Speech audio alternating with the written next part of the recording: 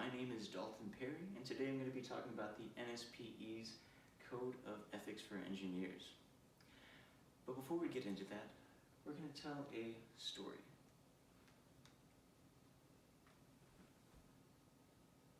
Maybe we're going to start over. Okay.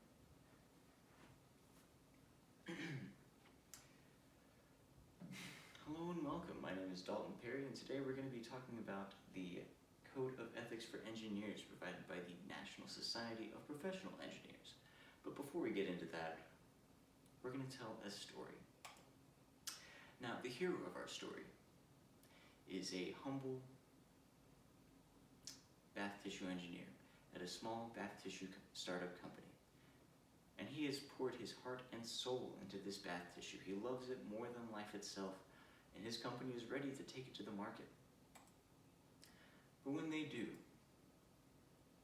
Big Bad Bath Tissue Engineer from Charmin makes big news, stating publicly, "I am a Big Bad Bath Tissue Engineer, and on my authority as a lifetime Big Bad Bath Tissue Engineer, I objectively state that this bath tissue in particular is not very good." And this is bad news for our hero, because he has made a lot of bath tissue and it's not selling very well, and he has to throw it all in the garbage now. And that's not very cool. If only there was some third party who could publish objective guidelines for what is and isn't cool in a situation like this. There is. They are the NSPE, which again stands for the National Society of Professional Engineers. They are a non-technical organization, and they are representative of engineers as a whole. So they span every discipline. And in 1934, they were founded with the stated vision of a world where the public can be confident that engineering decisions affecting their lives are made by qualified and ethically accountable professionals. And to that end, they've made a few publications. In 1946, they published the Canons of Ethics for Engineers. In 1964, they updated that to the current Engineering Code of Ethics, which has since undergone many revisions. And the Code of Ethics, as it is now, is organized into 3 sections. The first one being the 6 fundamental canons, the thou shalts and thou shalt nots of this document. In section 2, they take 5 of those fundamental canons and expound them, explaining them, and applying them. And in section 3, it goes on about an engineer's professional obligations to the public and to their employers. Okay? This is what the code looks like. We have the 6 canons, section 2 explaining the canons, and section 3 down is professional obligations.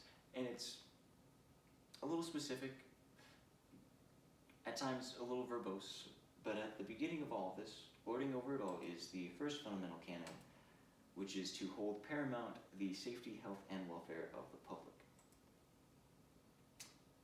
So, how does this help our hero? Well, in section II, under Fundamental Canon 3, which is about issuing public statements in objective and truthful manners, and explanation C, it's explained that if an engineer has a conflict of interest, or if he is in fact being paid to make the statement he is making, that engineer should be upfront and explicit about that conflict of interest. Okay? So, assuming Charmin's Big Bad Bath Tissue Engineer is following these guidelines, the story would go a little bit different. We have our hero who is naive and excited and is entering the market with his lovingly crafted, lovingly engineered bath tissue. And then Big Bad Bath Tissue Engineer from Charmin makes a slightly smaller splash in the public news, saying, "Procter & Gamble have paid me to say that your bath tissue is kind of bad." And that's not exactly a ringing endorsement, but it's not that bad either, and it's ethically, it's basically okay, you know? We don't have to throw it in the garbage. Charmin got to say what they wanted to say, and we compromised. Thanks for watching.